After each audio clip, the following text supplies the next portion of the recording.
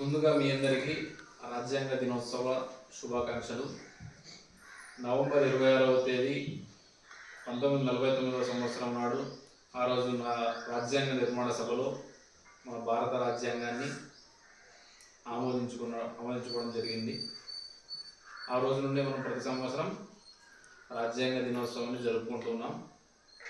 అయితే రాజ్యాంగం యొక్క చరిత్ర ఎంత ముఖ్యమో అంతకంటే కూడా దాని ఆవశ్యకత, ప్రాధాన్యత, అవసరం ప్రజలు మరియు విద్యార్థులు ప్రతి ఒక్కరు తెలుసుకోవాలనే ఉద్దేశంతో ప్రతి పాఠశాలలోనూ ప్రభుత్వ కార్యాలయాలలోనూ రాజ్యాంగ ప్రవేశిక ఫోటో, ప్రతి పాఠ్య పుస్తకంలో మొదటి పేజీలో రాజ్యాంగ ప్రవేశికను ముద్రించడం జరిగింది.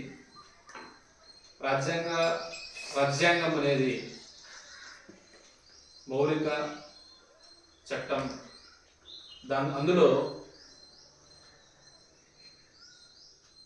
పౌరులు ఎవరు, వారి హక్కులేమి, రాజ్యాంగంలో ఎటువంటి నిబంధనలు, పదవులు, ప్రభుత్వాలు సాధించాల్సినటువంటి లక్ష్యాలు, మనం ఏం సాధించుకోవాలి, ఇటువంటి లక్ష్యాలన్నీ అందులో పేర్కొనడం జరిగింది. ఫాదర్ ఆఫ్ ద కాన్స్టిట్యూషన్గా డాక్టర్ బిఆర్ అంబేద్కర్ గారిని చెప్పుకుంటాం.